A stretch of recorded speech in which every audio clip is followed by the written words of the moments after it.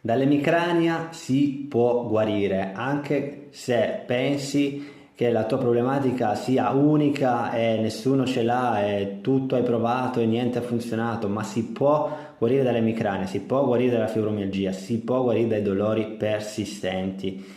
Questi esempi ce li abbiamo, non dovete credere direttamente a me se non volete, se pensate che io non sia attendibile. Guardate le interviste che stanno uscendo nel mio canale di persone che hanno provato un metodo differente, hanno provato un approccio differente da tutto quello convenzionale che ci viene detto oggi dalla medicina insomma europea convenzionale riguardo ai farmaci, riguardo alle solite terapie che mirano solo al corpo e non alla mente. Quindi guardate, stasera esce il video sottotitolato in italiano di Jessica, che è guarita dopo 10 anni di fibromialgia, quindi penso sia di ispirazione a tutti. Ci vediamo stasera e a presto.